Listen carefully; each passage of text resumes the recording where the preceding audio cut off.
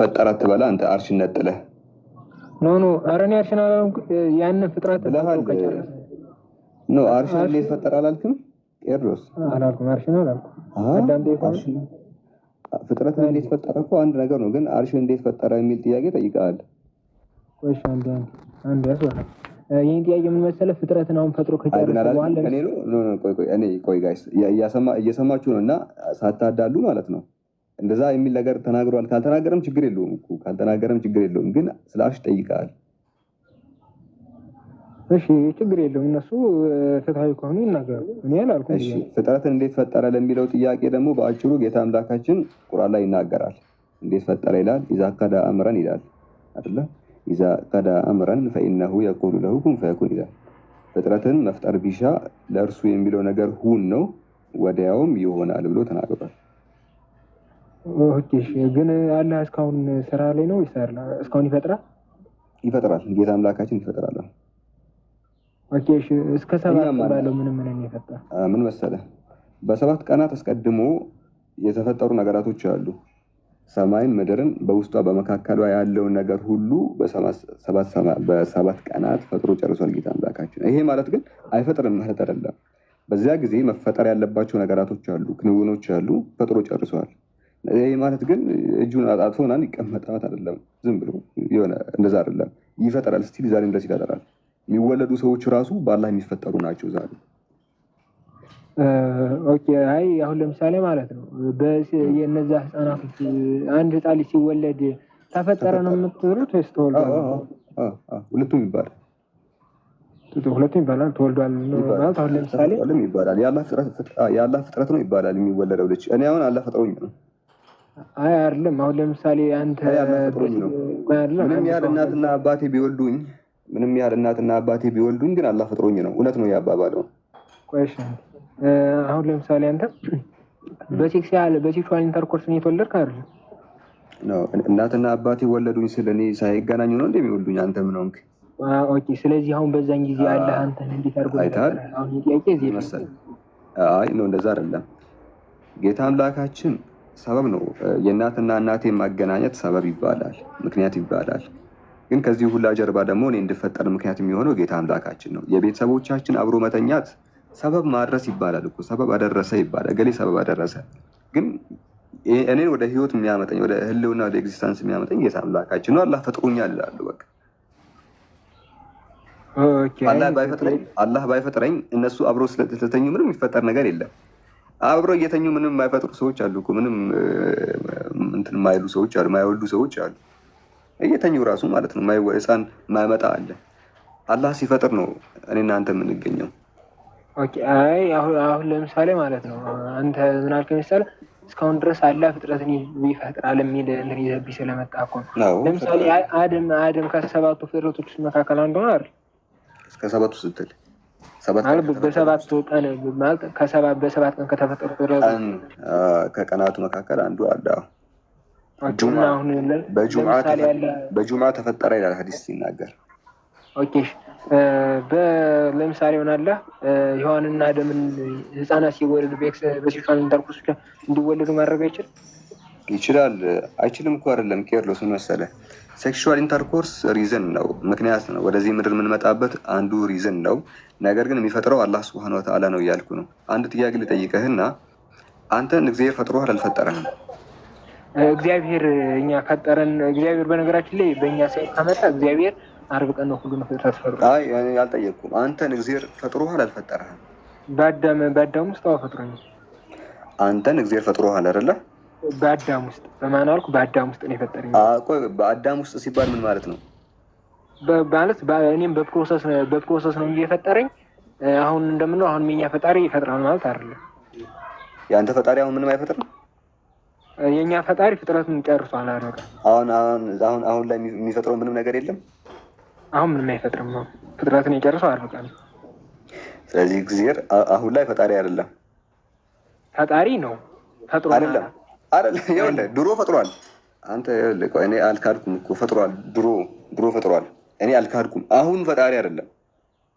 ቆይሻ እንዴ እኔ ላውራ ፍጥረትን አሁን ለምሳሌ ሁሉንም ፍጥረት ሲፈጥር አልኩ። ለምሳሌ እንስሳቶችንም ብንመለከት እሱ ድሮ ነው ውስጥ የፈጠረው። ቆይ እንዴ እሱ ድሮ ነው። መች ካድኩ? እሱ መች ካድኩ? እሱ ድሮ ነው። አሁን ላይ ፈጣሪ አይደለም። ነማይሆን መጥወጠን ውስጥ የገባህ ወላሂ ላዚ። ይሄ ትምህርት የክርስቲያን ትምህርት ከሆነ ተበልታችኋል ሁላችሁም። ልንገርህ፣ የአንተ ትምህርት ከሆነ ችግር የለውም፣ ግን ቤተክርስቲያን እንደዚህ ካስተማረች ተበልተዋል ነው የምልህ። አስተምሯቸው የሰው ልጅ 40 ቀን ተፈጥሯል ብለን ነው ምናምን መጽሐፍ ቅዱስ ላይ ያለ የተቀመጠ ስለሆነ ማለት ነው። ቴንኪዩ። ስለዚህ አሁን ላይ ጊዜ ፈጣሪ አይደለም፣ ድሮ ነው። አሁን ላይ ግን አይፈጥርም፣ ፈጣሪ አይደለም። አሁን እኮ አይፈጥርም ስንል ምን ማለታችን መሰለህ? 40 ቀን ሁሉን ፈጥሮ አሁን የሚፈጥረው ነገር የለም ነው። ድሮ ጨርሷል፣ ግን አሁን ላይ ነው ያልኩህ። አሁን ላይ ግን ፈጣሪ አይደለም። አሁን የፈጠረው ነገር የለም ነው እንጂ አሁን ፈጣሪ አይደለም ማለት የለም። ፈጣሪ አይደለም፣ ምንም አልፈጠረማ። አሁን ላይ ምንም እየፈጠረ አይደለም። ስለዚህ ፈጣሪ ሊባል አይችልም። ድሮ አሁን ለምሳሌ አላህ ፍጥረትን ሲያመሽ በሴክሹዋል ፕሮሰስ ነው የተወለድከው አይደለም? አንተ ነው አይደለም? ሴክሹዋል ኢንተርኮርስ ፕሮሰስ ነው፣ ነገር ግን ምክንያት ነው፣ ሪዝን ነው። ነገር ግን የሚፈጥረኝ አላህ ነው። እሺ፣ እንዴት አድርጎ ነው የፈጠረ? እኔ ነው ፕሮሰሱን ያመቻችል ነው ወይስ የአባትና እናት የአብሮ መተኛት ብቻ ሳላ የሚባል ሰው ሊፈጥር አይችልም። ምክንያቱም ሰዎች አብረው እየተኙ ራሱ ልጅ ለማይፈጠርበት ሁኔታ አለ አይደለ? እናትና አባት አብረው እየተኙ አዎ የማምሃን ከሆኑ ሊያወልዱ ይችላሉ። ነገር ግን አሁን ጥያቄ በብዙ ሪዝን ባይዘይ። ስለዚህ መተኛት ብቻውን ልጅ ላያመጣ ይችላል፣ ምን ካሌለ በስተቀር። እሺ፣ ችግር የለውም። እስኪ ማስረጃ እስኪ። ምን ካለ በስተቀር? ቆይሽ አንዴ። ምን ካሌለ በስተቀር? የወንድና የሴት አብሮ መተኛት ብቻ ልጅ ሊያመጣ ይችላል። ስፐርም የሷም ያንተም በቃ ኤክስ ዋይ ካሌለ ስለዚህ አብሮ መተኛት ብቻ ልጅ አያመጣም። ጌታ አምላካችን ፕሮሰሱንም በትክክል ህፃን እንዲሆን የሚያደርገው አላህ ነው ብለን እናምናለን። ያማ ቆይሽ አንዴ። እሺ፣ አሁን ይፈጥራል። ህፃን የሚያደርገው አላህ ነው። የሚቀርጸን አላህ ነው። ወደ ህይወት የሚያመጣን አላህ ነው። የሚቀርጽማ የሚል አለ እኮ። መቅረጽ ምን ማለት ነው? የሚሰራ የሚል አለ። ነገር ግን ይሰራል ሲል ምን ማለት ነው? አይ ቆይ፣ መስራት ምን ማለት ነው? መስራት ማለት ነው። መስራት ማለት ምን ማለት ነው? መስራት ማለት ነው መቅረጽ ማለት ነው። ምንድን ነው የሚቀርጸው? ልጁን ማለት ነው። ከምን ወደ ምን ነው የሚቀርጸው? ከምን ወደ ምን? ከስፐርሙን ነው የሚቀርጸው። ወደ ምን? ወደ ልጅ። የእናንተን ይሄ እኛ አይደለም የእናንተ የሚለው ነው። ቴንኪው። በቃ እሱ ነው የምልህ። ኦኬ፣ ይሄን ነገር በዚህ መንገድ ሼፕ የሚያደርገው ጌታ አምላካችን ነው። ኦኬ፣ ግን ቁርአን ላይ ምዕራፍ 23 ላይ አለ። ባይዘው ከፈለክ አይ እኔም በሆድ ውስጥ የምቀርጻችሁ ምናምን የሚል ሀያ ሳላ ነበር። ቁርአን ውስጥ የለም። አንብቤ ያለው እኮ ነው የሚያልኩ። እሱ ነው ኢምቢሮሎጂካል ስቴፕ ቁርአን ይናገራል። ኢምቢሮሎጂ ማለት ስነ ጽንስ ማለት ነው አይደለ? ኢምቢሮሎጂካል ስቴፑ መጀመሪያ ፍትወት ጠብታ ይላል። ፍትወት ጠብታውን ወደ ቁራጭ ስጋ ቀየርኩኝ ይላል። እኔ ነኝ እንደዚህ የማደርገው ይላል። ባይዘው የጌታ አምላካችን እንደዚህ የማደርገው እኔ ነኝ ይላል። እሱ ነው የሚያደርገው ነው። ግን ከዚህ በፊት ከሆነ ልጅ ጋር እየተከራከራችሁ ደግሞ ምን የሚል ነገር ሰማሁ መሰለህ? ቁርአን የተብራራ ማለት ቁርአንን ነብያችን ያብራራዋል የሚባል ነገር ምናምን ሰምቻለሁ። አንተ ስትል መሰለኝ ካልተሳሳትኩ። ወይ ዛሬ መጽሐፈ ኢዮብ ምዕራፍ 31 ከቁጥር 15 ክፈተውማ። እሺ ኢዮብ 31:15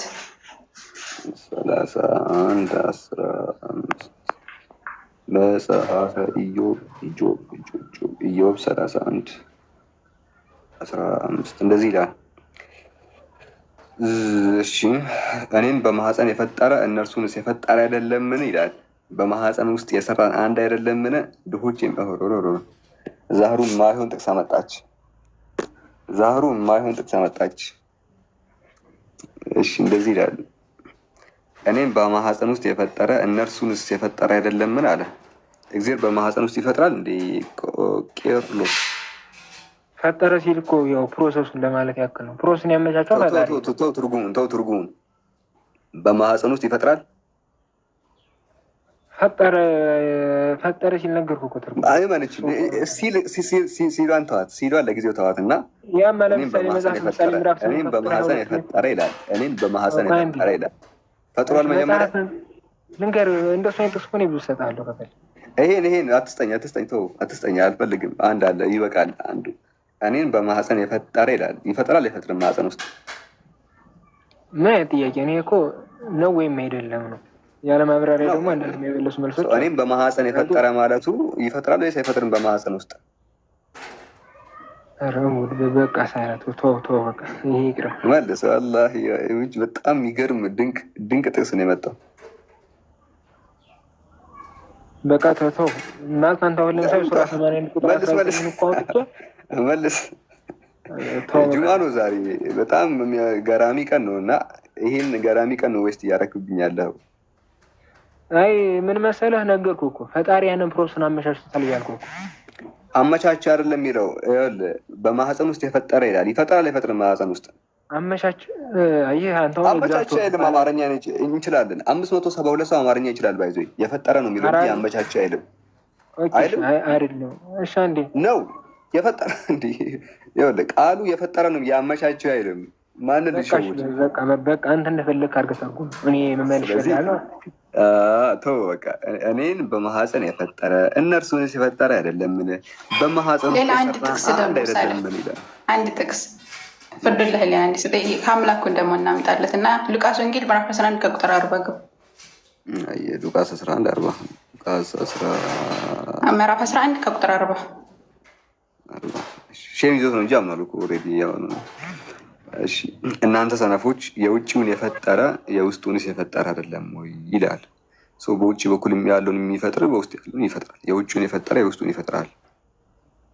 ስለዚህ ይፈጥራል ስቲል ይሄን ይናገራል። ፈጠረ ጨረሰ አይደለም፣ ይፈጥራል ነው የሚለው ባይዞኝ እና ይሄንን ይመስላል። ለማንኛውም መጽሐፍን እወቅ። ጨረስክ? መጽሐፍን እወቅ። ሪኮመንዴሽን ጨረስክ? እሺ አሁን ደግሞ ጥያቄ ልቀጥል። ቁርአን የተብራራ ነው አይደል? የተብራራ ሲባል ሁሉም መለኮታዊ ነገራቶች ለድነት የሚሆኑት ነገራቶች መጽሐፍ ውስጥ አሉ ነው። እንደዛ ብለን እናምናለን። የተብራራ ነው ባጭሩ፣ የተብራራ ነው። ኦኬ። ስለዚህ ነገር ተጠቅሷል። ቆይ አንዴ አላህን ያብራራው አይደል? አላህ ብቻ አይደለም ያብራራው። እስኪ ሱራ 2 ቁጥር 266 እንክፈት። አንብብ፣ ችግር የለውም። አልከፍትም፣ አንብብ። ምን ይላል መሰለህ? ያው ምን ይላል መሰለህ? አላህ አንቀጾቹ እንዳብራራ ይናገራል። አንብብ። እኔ በቃል ያልያዝኩት ግን ቆይ እስኪ እስክሪፕት ያደረኩት ክፈትና እንትን በል፣ ችግር የለውም። የተብራራ እንደሆነ እናምናለን እኮ። የተብራራ ካለ የተብራራ ነው፣ ግን ምን ማለት ነው ነው? ተብራራ ይላል። አዎ የተብራራ ሲባል ምን ማለት ፈልጎ ነው የሚለው። የተብራራ ሲባል አንደኛ ሁሉም ነገር እዛ ውስጥ አለ ማለት አይደለም። ለድነት የሚሆን እያንዳንዱ ነገር ግልጽ ነው። እሺ አንተ ክፈት። እኔ ሁለተኛ ስልክ ስላለች እሺ እኔ እኮ እቀበላለሁ። የምጠቅሰውንም የተረዳበት መንገድ ነው የማልቀበለው። ምዕራፍ 2 ቁጥር 266 ምዕራፍ 2 ሱረቱል አልበቀራ 266 266 ከእናንተ አንዳችሁ ይላል ከዘንባባና ከወይኖች በእርሷ ወንዞች የሚፈሱባት አትክልት ልትኖረው በውስጧም እርሱ ከየፍሬ ሁሉ ሊኖረው እርጅና ሊነካውና ለእርሱ ደካሞች ዝርያዎች ያሉ ሲሆን በውስጡ እሳት ያለበት ውጭ ሊያገኛትና ልታቃጥል ይወዳልን? እንደዚሁ ያለ አንቀጾቹ ለእናንተ ያብራራል፣ ልታስተነትኑ ይከጅላልና ይላል። እሺ ለማስተንተን ስለሚከጅል ማን ነው የሚያብራራው ማለት ነው? በሱ ጌታ አምላካችን ያብራራዋል።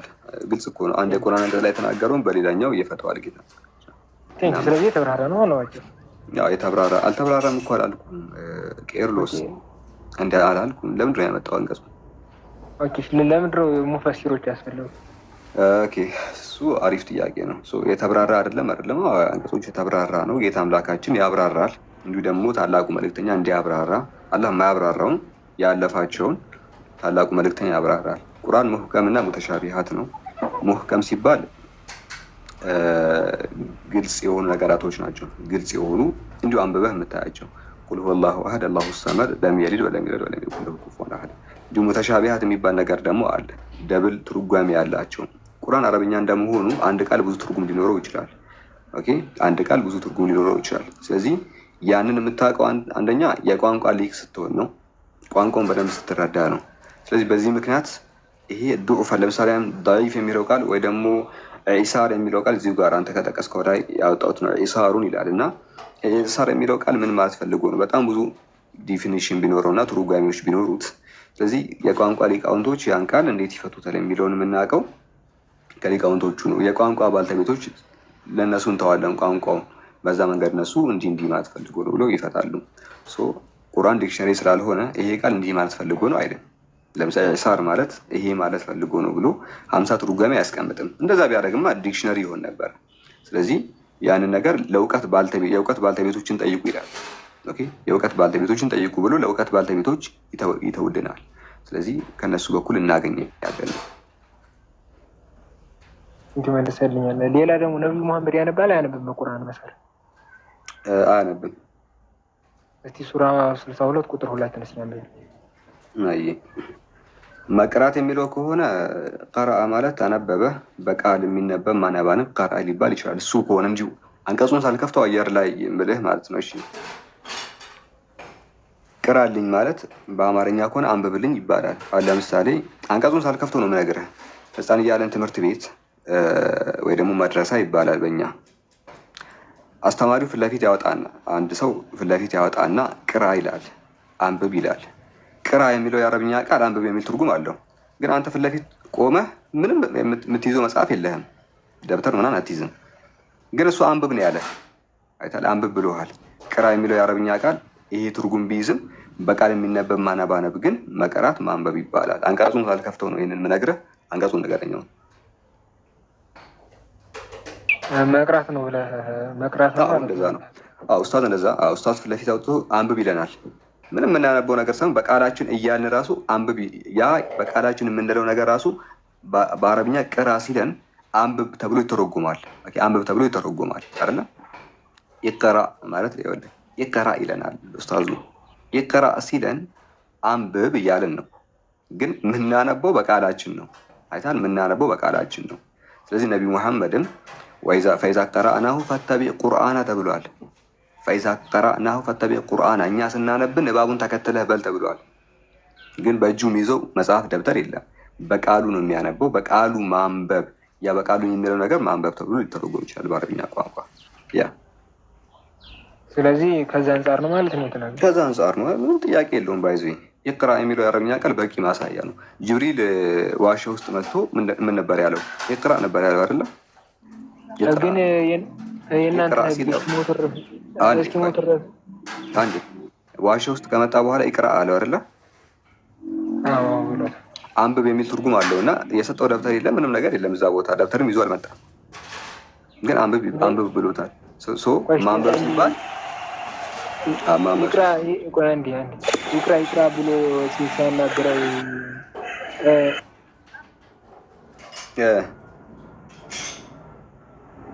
ይቅራ ሲለው እኔ ማንበብ አልችልም ነው ብሎ የመለስለት አለ። ማነቢ ቃሪ ነው። ስለዚህ እና ከዚያ የሰጠው ደብተር አለ መልአኩ። አይ ቤዛን ጊዜ ቁርአኑን አውርዱለታል፣ ምንም ነገር የለም። ይቅራ ለምን አለው ታዲያ? እሺ እስኪሞቱ ድረስ ግን ነብያችሁ መጻፍ ችለዋል አልቻለም? ስለዚህ በቃ ይሄ ሌላ ርዕስ ነው። ይሄ ሌላ ርዕስ ነው። ባይሆን ይቅራ የሚለው የአረብኛ ቃል ወደ አማርኛችን ሲተረጎም ማንበብ ተብሎ ይፈታል። አረብኛው ሰፊ ስለሆነ ነው። ለዛ ነው ቅድም ቁርአን ስለጠቅስልህ አንድ የአረብኛ ቃል በጣም ብዙ ትርጓሜዎች አሉት ያልኩና አረብኛ ከሆነ በጣም 50 ምናምን ትርጉም ያለው አንድ የአረብኛ ቃል አለ። ማንበብ ተብሎ እዛ ውስጥ አንዱ ገብተዋል። ስለዚህ ማንበብ ሲባል ፈኢዛ ቀረእናሁ ፈተቢዕ ቁርአና ተብሏል። እኛ ንባቡን ስናነብ አንተ ንባቡን ተከተል ይባላል። ግን ንባቡን የሚከተሉ በጽሁፍ አይደለም። ያ እሱ የሚያነበውን ደግሞ በቃሉ ማለቱ ራሱ ማንበብ ተብሎ ይፈታል በቁርአናችን መሰረት እና በዛ ደረጃ እንመልሳለን። ከዚህ አንጻር ነው ማለት ነው የሚታይ። ግን እስኪሞቱ ድረስ መጻፍ ችለዋል አልቻሉም? ጻፉ የሚል ነገር እኔ እስከማውቀው ድረስ የለም። ግን የሚጠቀሱ ሀዲሶችን አውቃቸዋለሁ። ብጠቅስልኝ መመልስልኝ። አይን የሆነ አዲስ አንድ ነበር። አሁን ቁጥሩ ማለት አውቃቸው ሁሉንም አሁን አንተ ሮት እንደውም ለማን ፕሬዚዳንት ነበር እንደጻፉለት ምናምን የሚናገር ክፍል አለ። አዲስ ጥቀስ የፈለግከውን ሁሉንም መልሳለሁ። ባይዘይ እሺ ጽፏል። ልክ ሊሞቱ ሲሉ ብራና አምጡ ያሉበት ቦታ አለ። እሱን ልመልስልህ? የአይሻን ልመልስልህ? የትኛው ነው የምትፈልገው? ቆይሽ አንዴ ግን አሁን ሮት የሚል አለ። ሮት የሚል ማለት መጽሐፍ ማለት አይደል? ጥቀስ ከፈለከ እሱን መልስልሃለሁ። ሁሉንም በዚህ ዙሪያ ለማን ፕሬዚዳንት የማን ለግብፁ ፕሬዚዳንት መሰለኝ እንደጻፉለት የሚናገር ክፍል አለ። ትክክል። ስለዚህ መጽሐፍ ይችላል አይደለም? እንደዛ አይደለም። የአላህ መልእክተኛ ለሮሙ ለቄሳር ደብዳቤ ጻፉለት የሚል ነገር አለ። ልጻፍላችሁ የሚልም አለ። በጥያቄ መልኩ የተቀመጠ አለ። እንዴት ይታያል ከተባለ የአላህ መልእክተኛ አንድ ብቻ አይደለም ለነገስታት የሚጻፈውን እያንዳንዱን አንድ ነገር ላሳየ። እንደውም ጥሩ ነገር ጠየቅና እቺ ነገር ላሳይ። ለሮሙ ቄሳር የአላህ መልእክተኛ ደብዳቤ ጽፈውለታል የሚል አለ። ለኢትዮጵያው ንጉስ ለነጃሺም ጽፈውለታል የሚል አለ። ግን ራሳቸው ነው እንዲህ እያደረጉ የሚጽፉት? የሆነ እስክሪብቶ ይዘው እንደዚህ ያደርጋለሁ? በፍጹም እንደዛ አይደለም። እሺ ጽፈውለታል ቢባል እንደዛ ያደርጋል። እስክሪብቶ ይዘው ምናምን ይጽፋሉ ማለት አይደለም። እንደ አንድ መጽሐፍ ልጠቁም። ዘ ስክራይበርስ ኦፍ ዲ ፕሮፌትስ ኩታቡ ነቢ ሰው ሰለም የሙስጠፋ አልአዘሚ ታላቁ የቴክስቹዋል ክሪቲሲዝም ሊቅ ነው እና ሂስቶሪያንም ጭምር ነው። በዚህ መጽሐፍ ላይ ምን ያስቀምጣል መሰለ? የአላህ መልእክተኛን የዋሂ ጸሐፊዎች ያስቀምጣል። እሱ አለ። ቆይ አንድ ጊዜ የሰሃቦቹን የእንትኑን ላምጣለህ። የታለ ሪቪሌሽን ፎር ነገስታት የሚለው የታለ? ሜሴንጀርስ ሪቪሌሽን ይኸውና። ሶሪ የኢብኑ ቀይም አልጀውዚያ ኪታብ ነው። የኢብኑ ቀይም ዛቱል መዓድ ኪታብ ላይ ነው። የኢብኑ ቀይም ንግግር ነው መጠቅሰልህ። The scholars of Sirah Prophet's biography have mentioned the names of the Sahaba who used to write down the Wahy revelation or the letters of Messenger sallam, peace and blessing of Allah be upon him. እነዚህ የዋሂ ጸሐፊዎች ናቸው ይላል። የዋሂ ጸሐፊዎች ብቻ ሳይሆን የነቢዩ ሌተር ማለት ደብዳቤ ማለት ነው። የደብዳቤም ጸሐፊ ናቸው ይላል። እነዚህ ብሎ ስማቸውን ይጠቅሳል። አቡበክር ስዲቅ፣ ዑመር ብን ኸጣብ፣ ዑስማን ብን አፋን፣ አሊ ብን አቢ ጣሊብ፣ ዙበይር ብን አዋም፣ አሚር ብን ፉሀይራ ይባላል። እነዚህ የሌተሮች የደብዳቤዎች ጸሐፊ እና እንዲሁ ደግሞ የቁርአን ጸሐፊ ናቸው ብሎ ስማቸው ይጠቅሳል። ስለዚህ ወደ ኢትዮጵያ የተላከውም ወደ ሌላ ቦታ የሚላከው በእጃቸው የሚጽፉት ሰሃቦች ናቸው። እነዚህ አሁን ስማቸው የተዘረዘረ ጸሐፊዎች ናቸው የሚጽፉት። ግን መልእክቱ የአላህ መልእክተኛ ስለሆነ የአላህ መልእክተኛ ጻፉት ነው የሚባለው። ኦኬ እሳቸው እያነበቡ ከታች ቁጭ ብለው የሚጽፈው ግን ሌላ አሁን ስማቸውን የዘረዘር ነው። ሌተሮችን የሚጽፉት እነዚህ ናቸው። ሌተር ደብዳቤ ማለት ነው። ደብዳቤ የሚጽፉት እነዚህ ናቸው። ግን ስቲል የአላህ መልእክተኛ ጻፉ ነው የሚባለው። ትክክል ነው። ምንም ያህል ቁጭ ብሎ እንዲህ የሚያደርገው ሌላው ቢሆንም መልእክቱ ግን ሀሳቡ ግን የአላህ መልእክተኛ ስለሆነ የአላህ መልእክተኛ ደብዳቤ ጻፈ ነው የሚባለው። ወደ ገሌ ደብዳቤ ጻፈ ተብሎ ሊናገር ይችላል። ልክ አሁን አብይ በሀገራችን ላስረዳህና ጸሐፊዎች አሉት፣ ግልጽ ነው። ይህንን ስራ የሚሰሩ ጸሐፊዎች አሉት። እሱ ከላይ ሲያነብ ከታች ቁጭ ብሎ የሚጽፉ ሰዎች አሉ። ከታች እንግዲህ መንግስት ጸሐፊያን ምናምን ይባላሉ። እነሱ ይጽፋሉ የእሱን ሀሳብ ንግግር እየሰሙ ከዛ ያ ደብዳቤ ከተላከ በኋላ አብይ ጽፎታል ነው የሚባለው። ግን እሱ ቁጭ ብሎ ነው የሚያነበው፣ ቁጭ ብሎ ነው የሚያወራው። ያን ያወራው ነገር ሰዎች ይጽፋሉ። ስቲል ግን አብይ ጻፈ ነው የሚባለው። ምንም ያህል ጸሐፊያኑ ቢጽፉም ሀሳቡ ንግግሩ የአብይ ስለሆነ አብይ ጽፎታል ተብሎ ይወራል። ይህ ትክክለኛ ነገር ነው። ባይዘይ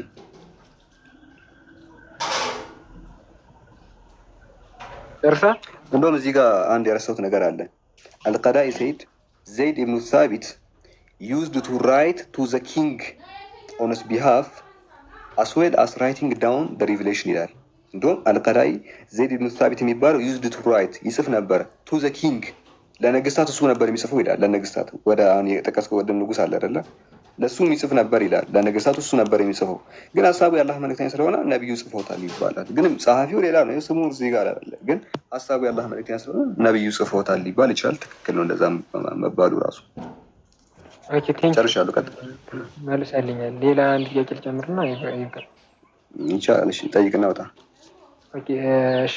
ግን አሁን ለምሳሌ ማለት ነው ከቁርአን ውስጥ ውጭ ሌላ አላህ ለመፍጠሩ ሌላ ማስረጃ አለ የለም?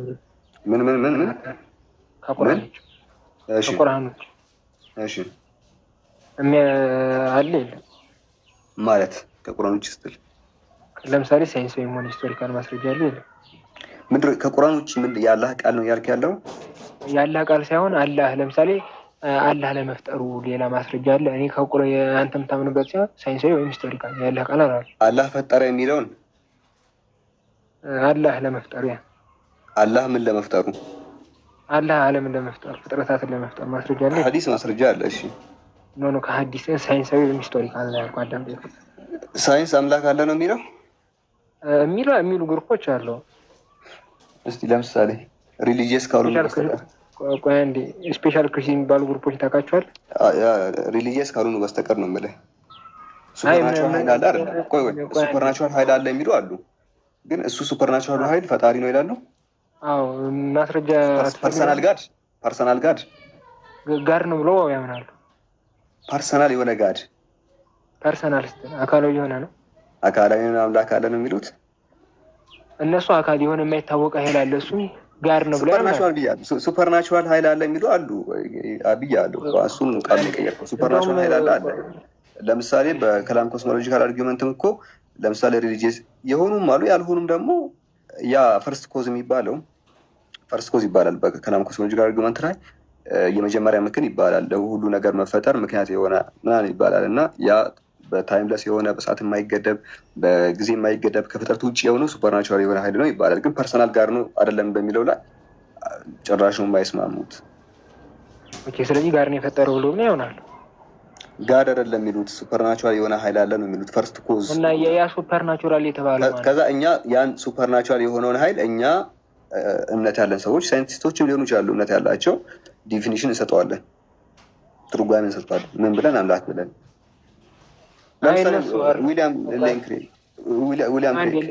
ለምሳሌ ዳኤጅ መሰለኝ ካልተሳሳትኩ ዳኤጅ የሚባሉ ግሩፖች አሉ። እነሱ ፍጥረት ተፈጥሯል ብለው የሚያምኑ በ6 ቀን ነው አይደል? እኔ አላውቃቸውም።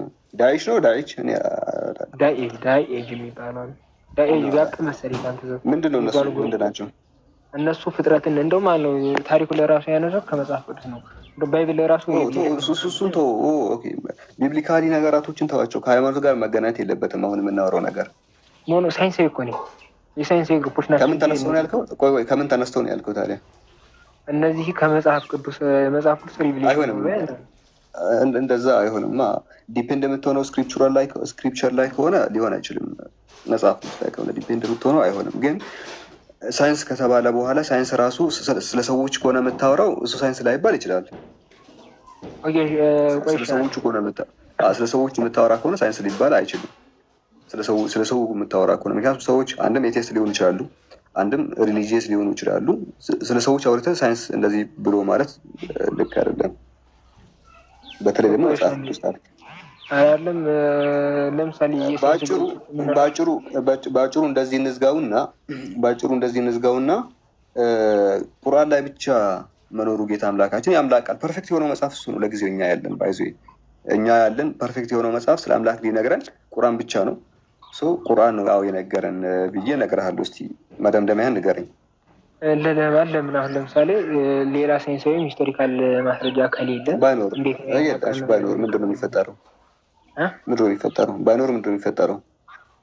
ከሌለ የአምላክ ቃል አይደለም። ምኑ ነው የአምላክ ቃል ያለው ነው? ቁርአን የሚባለው መጽሐፍ ሪቪሌሽን መሆኑን የግድ ሰዎች መደገፍ አለባቸው እውነት ለመሆን። ምንም አይነት ከሌለው እንዴት አሁን ለምሳሌ አንድ ሰው ጽፎ ለምሳሌ ና እዚህ ጋር ማርያም ድንግል ናት? ያው ናት። ኧረ እባክህ ድንግል ናት? አዎ። ማስረጃ ስጠኝ። እሺ ቴስቲክ ኢቮሉሽኖች ብለው ተናግረዋል። ማስረጃ ስጠኝ። ካርድ ኮፒ አለ። ቴስቲክ ኢቮሉሽኖች ተናግረዋል። ማን ቴስቲክ ኢቮሉሽኖች ደግሞ ካቶሊኮች ቴክስቱ ምንድን ነው? ኢቮሉሽን ላይ ክፈተው እስኪ። ሃርድ እኔ ሌላ ቦታ ነኝ። ከፈለክ ግን በኋላ ክፈተው። ግን ስክሪንሾት አድርግልኝ እና ላምበው። አይ እኔ ሃርድ ኮፒ ነው ያለኝ ብራዘር። የሚባል ነገር የለም። እሺ ፊደሉን ንገረኝና አብረን ሰርች አድርገን እንጽፋለን። ቴስቲክ THE THE ነው ቴስቲክ። እሺ ቴስቲ እሺ ቴስቲክ ኢቮሉሽን ቴስቲክ ኢቮሉሽን ቴስቲክ ቴስቲክ ኤቮሉሽን ያው ከፈትኩልህ። ምንድነው ታዲያ የቴስቲክ ኤቮሉሽን ምንድነው የሚያገናኘው ከዛ ጋር? እሱን ቴክስት እሱ እንግዲህ ሳይንሳዊ ማስረጃ ምን እንዳሳየህ ላሳያቸው። ቴስቲክ ኤቮሉሽን የሚባለው ጋይስ ይሄ ነው። ያነሱ ያምናሉ እኮ ነው። እኔ ሃርድ ኮፒ አለኝ። ቴስቲክ አንተ አብደሃል እንዴ?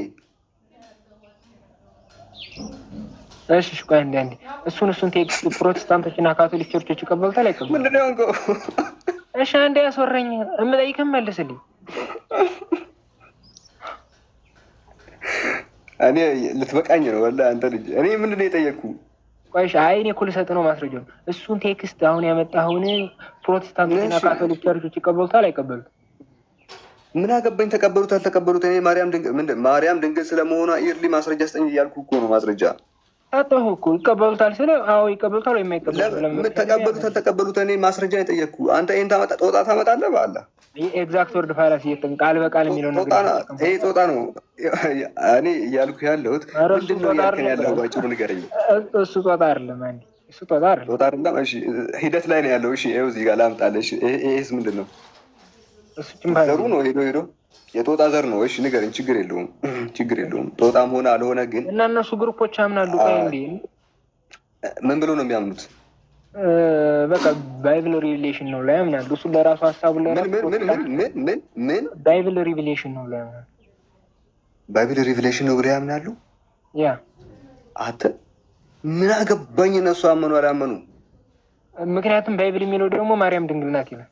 አንዴ ቆይ እነሱ ማመናቸው ለእኔ እኮ ምንም እኮ ነው። ሰዎች አመኑ አላመኑ እገሌ የሚባል ሰውዬ ለምሳሌ አንዱ ስሙን ጥራልኝና ለኤግዛምፕል ልንገር። አንዱ ከእነሱ ውስጥ አንዱ ጥቀስልኝ ስሙን፣ ከዛ ልንገር ሀሳቡን። ስሙን ጥቀስ ዝም ብለህ ከግሩፕ ውስጥ አንዱን ጥራልኝና ሀሳቡ ልንገር። አየር ላይ ንገረኝ ሀሳቡ። ዝም ብለህ አንዱ ማቴዎስ እንበለው ችግር የለውም። በቃ እዚህ ወይ ማቲው እንበለው በእንግሊዝኛው እና ማቲው የሚባል ሰውዬ ከጀማአ ጋር ጋይስ ሀሳቡ እንደዚህ ነው። እሺ በቴስቲክ ኤቮሉሽን የሚያምኑ ሰዎች፣ በዚህ የሚያምኑ ሰዎች ቴስቲክ ሪሊጂየስ የሆኑ ሰዎች ማለት ነው። ቴስቲክ ሲባል ሃይማኖት ወይ ደግሞ የሆነ ብቻ ወደ ሪሊጂየስ የሚጠጉ ሰዎች ናቸው። ምንም ያህል በብሊቭ ደረጃ አንዴ በብሊቭ ደረጃ እኛ የምናምነው እና እነሱ የሚያምኑት አንድ ባይሆንም ብቻ ቴስቲክ ናቸው ነው። ሱፐርናቹራል ኃይል እንዳለ ብቻ ከላም ኮስሞሎጂካል አርጊመንትን ከአምላክ ጋር የሚያቀራኙ ሰዎች ናቸው። በአጭሩ መጽሐፍ ቅዱስ እውነት ነው ብሎ ያምናሉ ነው። ለምሳሌ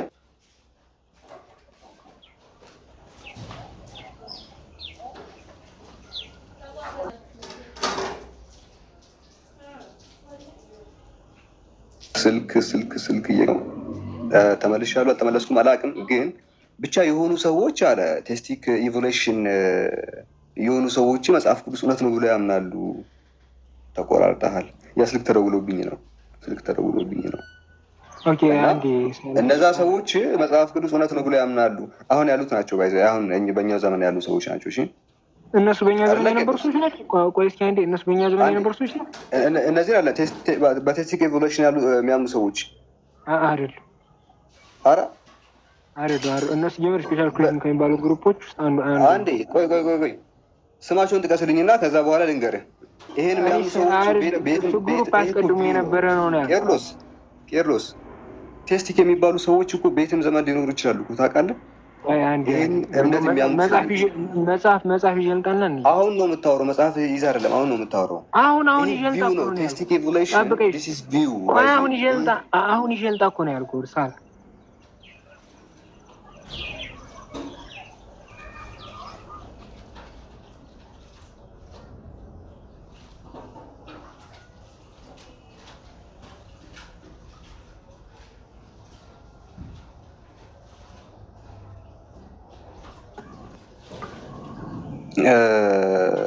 ስልክ በጣም እየተደወለብኝ ነው። አንዴ ቄርሎስ ተመለስ። ለተወሰነ ደቂቃ መውጣት አለብኝ። ተመለስ አንዴ፣ የፈጠነ ተመለስ። ቄሮስ አንዴ ላናገር ስለሆነ ስልክ ላናገር ስለሆነ አንዴ ተመለስ። ቴስቲክ ኢቮሉሽን ቲዮሪ የሚያምኑ ሰዎች በየትም ዘመን ሊኖሩ ይችላሉ አይችሉም? ቄሮስ አንዴ ተመለስና አናግረኝ። ይሄ ቪው ነው ጋይስ። ይሄ ጀስት ዴስት እንደሚባለው ልክ የቴስት እንደሚባለው ልክ አግናስቲክ እንደሚባለው ቪው ነው። ኦኬ በየትም ዘመን ሊኖሩ ይችላሉ ይህንን ቪው የሚያምኑ ሰዎች። አንደኛ ኦኬ ቴስቲክ ኢቮሉሽን እንግሊሽ ቃል ስለጠራ የሆነ የምታጭበረብረው ሰው እዚህ ውስጥ የለም። አይታ በየትም ዘመን ሊኖሩ የሚችሉ አቋም ያላቸው ሰዎች ናቸው። ኦኬ ቴስት የሚለው ቃል ራሱ የቴስት ተቃራኒ ነው። ሱፐርናቹራል ኃይል እንዳለ የሚያምኑ ናቸው። በየትም ዘመን ሊኖር ይችላል። ስለዚህ ምንም የተለየ ነገር ብሊቭ ነው። እንደው እዚህ ጋር አለ። ለምን ረፋለፋለሁ? ያው ብሊቭ ነው፣ እምነት ነው። ይሄንን የጠቀስከው እነዚህ ሰዎች መጽሐፍ ቅዱስ እውነት ነው ይላሉ አልክ። ስሙን ብጠቅስልኝ ወይ ዮሐንስ ወይ በቀለ ምናምን ነው ወይ ፈረንጅም ከሆነ ማቲው ምናምን ነው ሊሆን የሚችለው አይደለ? ማቲው ምናምን ነው ሊሆን የሚችለው ስሙን ጠራ ራሱ ቢባል እሱ ሰውዬ መጽሐፍ ቅዱስ እውነት ነው ብሎ ያምናል። ለምን 1 ቢሊዮን ጊዜ አያምንም? ለምን 1 ትሪሊየን ጊዜ አያምንም? የእሱ ሰውዬ ማመን ማስረጃ ይሆነኛል አለ። እንዴት ነው የሚሆነ? እንዴት ነው የሚሆነ? እንዴት ነው ይሄ ማስረጃ ሊሆን የሚችለው? ጭራሽ ሊሆን አይችልም። እኔ ጠየቅኩ ማርያም ድንግል። ከዚህ ይልቅ እኮ ኢግናሽየስን ብጠቅስልኝ እኮ ሊያሳምን ይችላል። የድሮ ሰው ነው ኢግናሽየስ። በልሻለሁ፣ አሰማለሁ። አይታ ቄርሎስ ትሰማለህ? እኔ የጠየቅኩት ማስረጃ ምንድን ነው መሰለህ? በቀላ ዮሐንስ የሚባሉ ሰዎች እስቲ ቴስቲክ እንደውም እንደዚህ እናድርግና ቴስቲክ ኢቮሉሽን በጣም ኢርሊ የሆነውን በጣም ኤንሸንት የሆነውን አንድ ዶክመንት ጥቀስና በዛ እናውራ አንድ ጊዜ። አይ እኔ ዶክመንቱን አላውቅም፣ ግን እኔ ያገኘሁት ከሆነ መጽሐፍ ላይ ነው። የሁሉንም እንትኖች ኢቮሉሽን ከሚለው መጽሐፍ ምንድን ነው አታውራ። ይኸውልህ በጣም ኤንሸንት ዋን እኔ የፈለግኩት ኤንሸንት ዋን አንዱን ጠቅሰህ በዛ ዙሪያ እንድናወራ ነው። የት ዘመን ድረስ እንደ አንዱ ቴስቲክ ኢቮሉሽን የሚባለው እኮ ስፔሻል ክሪዝም ውስጥ ነው የሚገኝ። ብራዘር ምን ቢሆን ጋር አንዴ እያልኩ ያለሁት ኤንሸንት ዶክመንታቸውን ጥራና አሁን እንግዲህ የድሮ ሰዎች ናቸው አልክ። እንደው በዚህ ዘመንም እምነት ነው ብሊቭ ነው አልኩ እኮ። እኔ አላምን ስትል ብሊቭ ነው የሚለውን አመጣሁልህ። እምነት ነው አይደለ? አቋም ነው። ምን የሚል God created the universe and the life through established law of nature። ከዚህ የተለየ ነገር ነው አይደለም። ይሄ አቋም ነው። ይሄ እምነት ነው። ቤትም ዘመን ሊኖር ይችላል። ስለ አረ በዚህ ዘመን የለም አልክ። በዚህ ዘመን የለም ቄርሎስ። እሱ ሀሳቡ አለ፣ ግን ቴስቲክ ኢቮሉሽን የሚባሉ ግሩፖች በዛ ይሄን የሚያምኑ ሰው በዚህ ዘመን የለም። እሱን የሚያምንም አለ። ለምሳሌ እናንተም እኮ እኛ ምን እናምን የለም አትበለሽ። የማታውቀው ነገር የለም አትበል። ሁለተኛ አንዴ የለም አትበል። ሌላኛው ጥያቄ ደግሞ ሌላኛው ኤንሸንት የቴስቲክ ኢቮሉሽን እስቲ በጣም ኤንሸንት የሆነ አቋሙን ንገረኝ እስቲ። ወደኋላ ሂድ። በጣም በነገራችን ላይ እነሱ ግሩፖቹ አልኩ አዳምጤ ነባር የሚባለውን ጥቀስ። ነባር የሚባለውን ጥቀስ። ነባር ስላልገባኝ ምንም እስቲ የጥንት አቋም ይሄ አቋም ወደኋላ ጥንቱን ጥቀስልኝ። የመጀመሪያዎቹ እነሱ ናቸው። ለምሳሌ ሀሳብ ያስቀምጡ። ዳርዊን አይደለም። ዳርዊን እኮ ከኋላ መጡ ነው። ማንን ያልከው? ስሙን ጥቀስ። እሺ አንዱ ስማቸው አልተቀመጠም በፈጣሪ። ስለዚህ እንደው በቃ ካላወቅከው ተወው እና የምታውቀው ነገር ላይ አውራ። ሰው አንዴ ልወጣ ነው እኔ። አንድ ጊዜ ከነመወዳ ጋር ትቀጥላለህ። በጣም እንግዲህ ማስረጃ በጠብቅም ያመጣሁ ነገር የለም በሚያሳዝን ሁኔታ።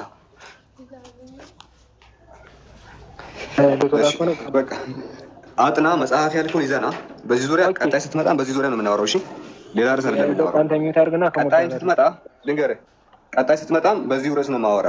ተዘጋጅ። እሺ ችግር የለም ተዘጋጅ። መጽሐፍ ያልከውን በደንብ አንብብ አለኝ። ያልከውን መጽሐፍ ስንገናኝ በዚህ ዙሪያ ነው የምናወራው። አንድ ወጣ ነው ቀጥሉ።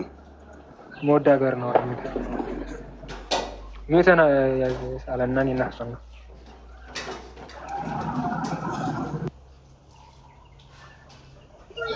እሺ ቄርሎስ ሰላም ነው ሙዳኒ እንዴት ነሽ? አለን አልሐምዱሊላህ። እንዴት ነህ? እግዚአብሔር ይመስገን። የጅልቴ ፍቃደኛ ነው። እስካሁን እኮ ስትወያዩበት ነበር አይደል? አሁን ደግሞ የኔን ጥያቄ ላቅርብ። ቆይ አንዴ ያንቺን ወንድምሽን አቋም ማወቅ ስለፈለኩ ሳይንስ የሰው ልጅ ከዝንጀሮ መጣ ብሎ ያምናል። ይኸውልህ ማነው ቄርሎስ፣ እኔ በዚህ ርዕስ ላይ አላወራክም። ከሳላህ ጋር ጨርሳላችሁ እንደጀመራችሁት። እሺ ክርስትና ላይ ከኔ ጋር ማውራት የምትችል ከሆነ አውራ፣ ካልሆነ ሌላ ክርስቲያኖች ገብታችሁ እንወያያለን ኢንሻአላህ። እኔ ደግሞ በዚህ ርዕስ ነው ካንቺ ጋር ክርስትና ላይ ማውራት አትፈልግም? ክርስቲያን ነህ አይደለ? ግራምስ ምናና ክርስትና ላይ እናድርገውና ለምሳሌ ከኛ ያለውን ከእናንተ እንደሚለው ላሳይ። ቀጥ መጤ ትችላለሽ። ኖ እኔ ስለ አምላክ ነው ማወቅ የምፈልገው። እሱ ላይ ነው መወየት የምፈልገው። አምላክ አንድ ነው ሶስት ነው የሚለው ላይ ነው መወየት የምፈልገው። ችግር የለውም። አምላክ አንድ ነው፣ አንድም ሶስትም ይባላል፣ ግን አምላክ አንድ ነው። ስለ አምላክነቱ ከሆነ አንድ ነው። አንድ ነው። እሺ አንተ ስታመሰግን የምታመሰግነው አንዱን አምላክ ነው አይደል? አብ ወልድ መንፈስ ቅዱስን ማለት ነው። አንተ ሂሳብ እሺ ምን ይላል መሰለህ? ወደ ኤፌሶን ሰዎች ምዕራፍ 5 ቁጥር 20 ደግሞ ምን ይላል? ሁልጊዜ ስለ ሁሉ በጌታችን በኢየሱስ ክርስቶስ ስም አምላካችንና አባታችንን ስለ ሁሉ አመስግኑ ይላል። አንተ የምታመሰግነው በኢየሱስ ክርስቶስ ስም አምላክህን የምታመሰግነው ወይስ ኢየሱስ ክርስቶስ ራሱ የሚመሰገነው አምላክ ነው? አምላክ ክርስቶስ የሚመሰገን ነው እኮ። ጳውሎስ ደግሞ ምንድነው እያላቸው ያለው? ሁልጊዜ ስለ ሁሉ በጌታችን በኢየሱስ ክርስቶስ ስም አምላካችንና አባታችንን ስለ ሁሉ አመስግኑ እያለ ነው። በኢየሱስ ክርስቶስ አምላካችንን አመስግኑ እንጂ ኢየሱስ ክርስቶስ ራሱ አምላካችንን አምላካችን ነው አላለም። ገባካ? ለያይቷቸዋል። በኢየሱስ ክርስቶስ ስም አምላካችን ይመሰገናል እንጂ ኢየሱስ ክርስቶስ ራሱ አንዱ አምላክ አይደለም ማለት ነው። በዚህ ጥቅስ መሰረት ጨረሽ? እኔ ልቀጥል? ጨረሽ? እሺ ቀጥል። የሮሜን መጽሐፍ የጻፉ ማን ነው? በእኛ በክርስትና መሰረት አሁን የጠየቅኩህ ምን ላይ ነው? አይደለም አይ መጀመሪያ ያልሻቸውን እያጠራን መርስ ስላለብን ነው። እንትን ይሄ ምናል ጳውሎስ ነው። እስኪ ሮሜ 9:5 ከፈሽ። ሮሜ 9:5 ከፍትልካለሁ፣ እናወራበታለን በሱ ጥቅስ ላይ። ችግር የለም። አምላክ የተባለው ማለት ችግር አምላክ አንድ ጊዜ አይደለም እሱ ጥቅስ ላይ ይኸውልህ፣ እኔ እሱ ጋር መሄድ አልፈለኩም። አሁን ሮሜ 9:5 ላይ ችግር የለውም እናወራለን። ቀጣይ አሁን ይሄንን እንትን እንበልበትና እቺንን ጥቅስ እንጨርስና እንሄዳለን። ችግር የለውም እሄድልካለሁ። ሮሜ 9:5 አዲስ ጥቅስ አይደለም፣ ግን ወደ ኤፌሶን ሰዎች ምዕራፍ 5 ቁጥር 20 ላይ ይሄንን እንድትመልስልኝ ስለፈለኩኝ ነው። እሺ ጥቅሱን አሁን አንተ ምንድነው ያልከው? የምታመሰግነው አምላክህን ነው። አምላክህ ደግሞ ኢየሱስ እንደሆነ ነው የምታውቀው አይደለ? ነገር ግን ሮሜ ወደ ኤፌሶን ሰዎች ምዕራፍ 5 ቁጥር 20 ግን በጌታችን በኢየሱስ ክርስቶስ ስም አምላካችንና አባታችንን ስለ ሁሉ አመስግኑ ነው ያለው። አምላክ በኢየሱስ ክርስቶስ ስም ይመሰገናል እንጂ ኢየሱስ ራሱ አምላክ ነው አላለም ጳውሎስ ራሱ። ቆይ እንዴ እሱ ከስጋ አንፃር የተነገረ ነው። ምን ስለምን እየተናገረ ነው? ከስጋ አንፃር እየተነገረ ነው። ከስጋ አንፃር ማለት ምን ማለት ነው? መቼ ነው ኢየሱስ ክርስቶስ? እሺ አሁን ቆይ ኢየሱስ ሞቶ ከተነሳን በኋላ ጳውሎስን ካልገለጸላችሁ መቼ ነው የኢየሱስ አምላክነት የሚገለጸው? ምን ማለት ነው? ኢየሱስ በህይወት እያለ እኮ አይደለም አይደል ይሄ የጻፈው ጳውሎስ። ይሄንን የጻፈው ኢየሱስ በህይወት እያለ እኮ አይደለም፣ በስጋ ሲመላለስ አይደለም። ኢየሱስ አንደኛ ኢየሱስ ሕያው ነው፣ የሚሞት አይደለም። እሺ አንዴ ግልጽ ላድርግልህ። እሺ ቄርሎስ ምን መሰለህ የኔ ሀሳብ አሁን እዚች ጋር ማንን ማመስገን እንዳለባቸው ጳውሎስ እያስተማረ ነው ያለው። ማን ነው መመስገን ያለበት እያለ ስለ ምስጋና ነው እያስተማረ ያለው። አሁን ኢየሱስ በስጋ እያለ ነው እንዳትለኝ ደግሞ ኢየሱስ ክርስቶስ ካረገ በኋላ ነው ይሄ ጽሑፍ የተጻፈው። ኢየሱስ ክርስቶስ አረገ ከተባለ በኋላ ጳውሎስ ተገለጠልኝ ምናምን ካለ በኋላ ነው ይሄ ጽሑፍ የተጻፈው ማለት ነው። አንድ ያስጨርሰኛ። ይሄ ጽሑፍ የተጻፈው ከዛ በኋላ ነው። አይ የኛ በስላሴ ቆይ በዛ ሰዓት ቆይ ጨርሽ ችግር የለውም እያስጨረስኩኝ ሀሳቤን። በዛ ሰዓት ኢየሱስ ክርስቶስ ሞቶ ከተነሳ በኋላ በእናንተ ሂሳብ ማለት ነው ካረገ በኋላ ምናምን ነገራቶች በሙሉ ካለቁ በኋላ ነው ይሄ ጽሑፍ የጻፈው ጳውሎስ። እያስተማረ ያለው ደግሞ ስለማመስገን ነው። ማንን ማመስገን እንዳለባቸው በዛ ሰዓት ያሉ ሰዎች ማለት ነው። በዛ ሰዓት ያሉ ሰዎች ማንን ማመስገን እንዳለባቸው ሲያስተምር ምንድን ነው ያለው? በኢየሱስ ክርስቶስ አምላካችን አባታችን አመስግኑ። አንተ ግን ምንድን ነው ያልከኝ? በስጋ ስለሆነ ነው። በስጋ ስለሆነ ነው የሚባልበት ሰዓት እኮ አይደለም። አሁን እዚች ጋር እኮ አልቋል እኮ ነገር አለ። ለምንድን ነው ጳውሎስ አምላክና አባታችንን ብቻ አመስግኑ ያለው? እሺ ቀጥል። በነገራችን ላይ እናንተ ብዙ የምትሸወሩት አምላክ አብ ብቻ ነው የሚመስላችሁ። እኛ አብም ወልድም ለአብ ያለው ሁሉ አብ ቢባል ችግር የለውም በነገራችን ላይ። ምክንያቱም አብ በተባለበት እንትን ሁሉ ወይ ሁሉ ክርስቶስም ስለተባለ ማለት ነው። ቢኮዝ ለአብ የሚውለው ሁሉ ለክርስቶስም ይውላል። ስለዚህ ችግር የለውም አንቺ ያመጣሽ ቢባል። እንዴት እንደማይውል ደግሞ ልንገርካ። እዚች ጋር አሁን ለምሳሌ አባታችንን ብቻ ይውልክ ሁሉ ጊዜ በሆነ ነገር ወይ ደግሞ በሌላ ነገር ጠቅሶ አምላካችንና አባታችንን ብቻ አመስግኑ ቢል ምናልባት አብ አይባልም ሲጀመር ወልድ አብ አይባልም። ነገር ግን ልክተተው ብትል እንኳን ምናልባት ልከተው ትችል ነበር። ነገር ግን እዚች ጋር መክተት አትችልም። ምክንያቱም በኢየሱስ ክርስቶስ ስም ብሏላ። በኢየሱስ ክርስቶስ ስም ነው የሚመሰገነው ማን? አብ። ስለዚህ እዚች ጋር ይኸውልህ የሚመሰገነውን አምላክና ኢየሱስ ክርስቶስን ነጥሏቸዋል። ኢየሱስ የሚመሰገንበት ስም ነው። ጨረሽ? እኔ ልቀጥል። በነገራችን ላይ የምነግርሽ ያዳመሽኝ ይመስለኛል። ለአብ የዋለ ሁሉ ለክርስቶስ ይውላል። ምክንያቱም እኛ እንፍቀዳለን ብለን ነው ምናምን ችግር የለውም እያልኩሽ ነው ተባለና ምን